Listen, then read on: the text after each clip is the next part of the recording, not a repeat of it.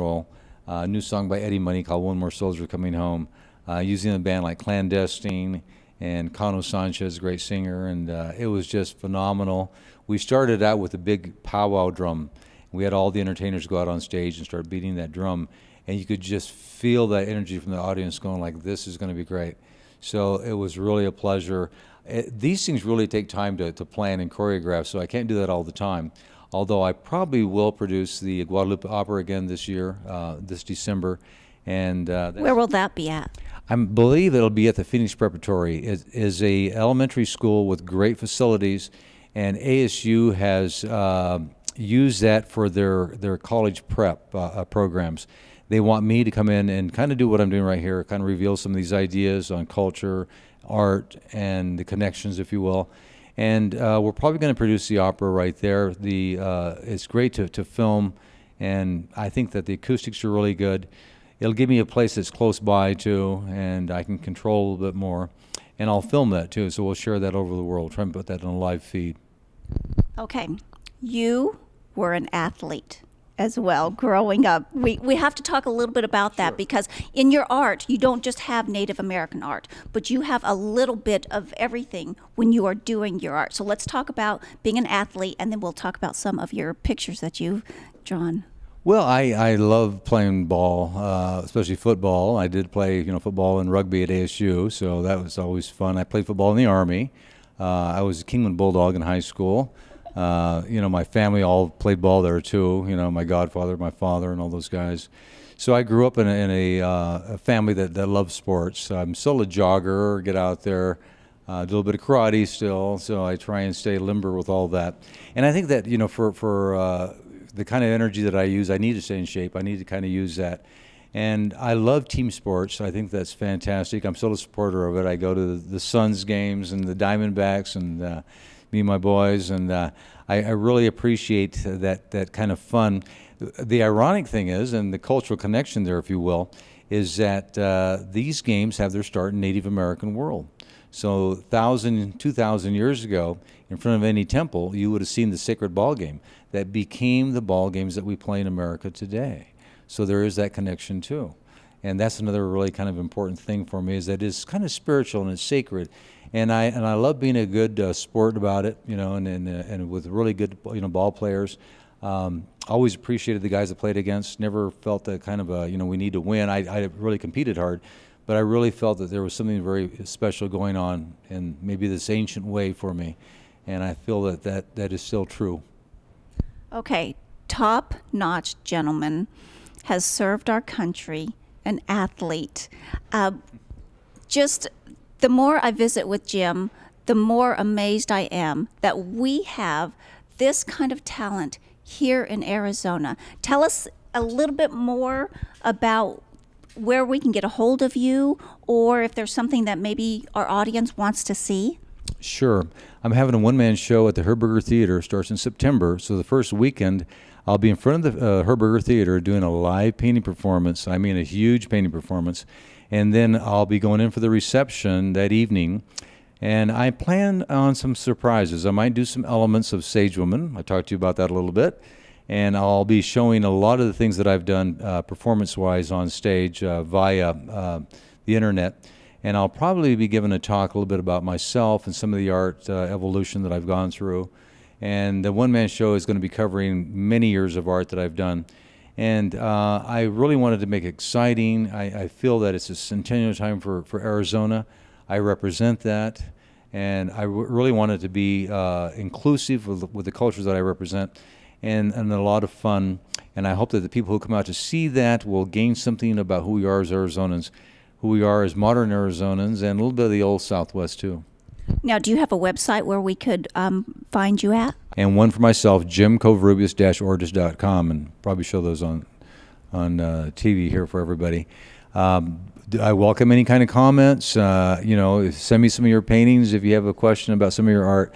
I do have a lot of painting performances, and people have told me that they have struggles maybe painting a face or painting a horse or whatever. They've seen some of my performances and go like, wow, now I know how to do it. So if you have talent, I think it's a good thing to do, is to share. Come to my website, check it out, and see me painting live. Go to YouTube, put Jim Coverubius in, and see me painting all over the world. which I have done. Cool.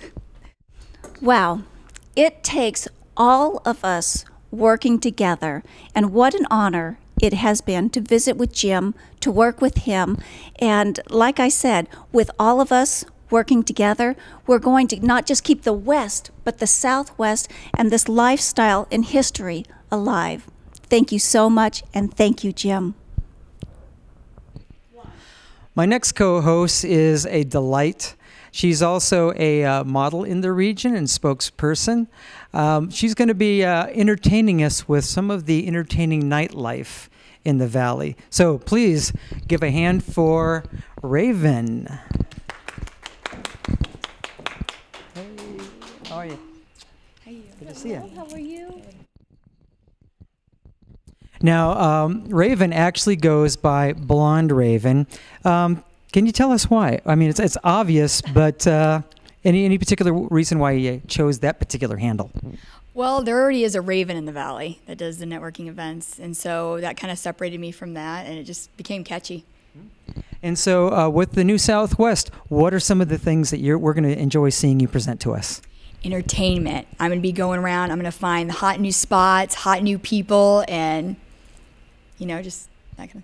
And you found actually a hot new person also, although she's not really new to the entertainment scene. So tell us about her and the uniqueness of this interview. Well, myself, Raven, interviewed Raven Valdez at the Stone Rose, and they were having a nightly networking event, which she does, and she's very well known for some business-to-business networking. She also is very well known for throwing big parties here. And as you watch this interview, you're going to notice just kind of a raven-on-raven, salt-pepper type of thing, which I thought was really fascinating. It just kind of turned out that way. We're here at the Stone Rose Lounge, and I'm speaking with Raven Valdez. How are you doing this evening? I'm doing great. How are you doing? I'm doing good.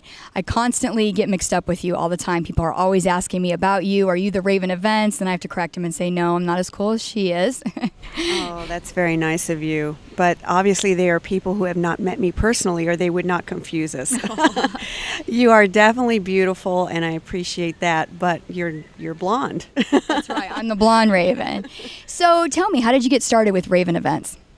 Well, my background is the business of architecture, and part of what I used to do to market our firm was to throw elaborate theme parties a couple of times a year to woo our clients, and everyone wanted to know when the next party was. So I figured I was on to something that I didn't realize I was able to do, and I got out of the corporate world and started my own event planning company. But I didn't want to do weddings and bar mitzvahs, just fun social events. And when did you get started with that? Almost 10 years ago. So hopefully I'll throw a slammin' party next year for the 10-year anniversary. I hope I get to go. So you would say that the parties came before the business events?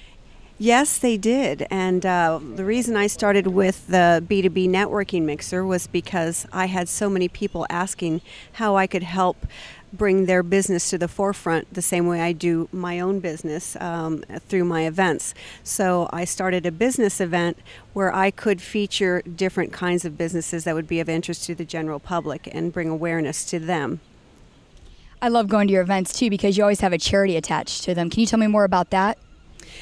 Well, being that I am a mom to a 13-year-old with special needs, charity hits home with me, so I wanted to somehow help the local charities through the events that I was doing, and one way to tie them in was to have them be featured at my business mixer as well. That's very nice of you. So you're having a business event here tonight, correct? Yes, tonight. We're going to see how it goes. It's the first time that I've brought it to the Stone Rose Lounge, but it's such a beautiful venue, and they're a regular client of mine with my social events. So we're going to see how the business mixer does. How many people do you expect to see tonight? Hopefully we'll have a couple of hundred. And what kind of businesses do you see? So it's small businesses, is that right? That I see? We get all kinds of people that attend, business owners and professionals, as well as people who are looking to change their career and just talk to business owners for themselves. Very good. And what's up next for you? I heard you have a birthday party coming up.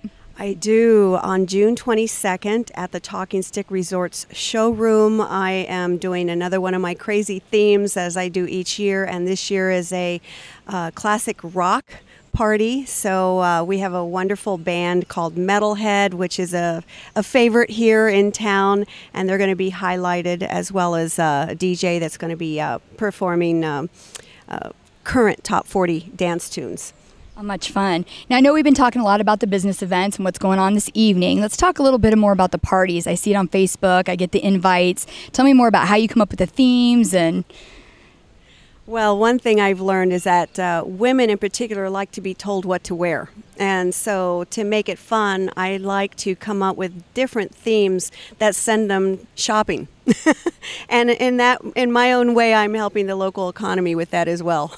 this is true. I have gone through my closet and had to go buy a few things to attend your parties. So what's something you would like people to know about your events? That it's like coming to a giant living room where I am there to greet each and every one of them. Even if they show up alone, they're really never alone. And it's not a meat market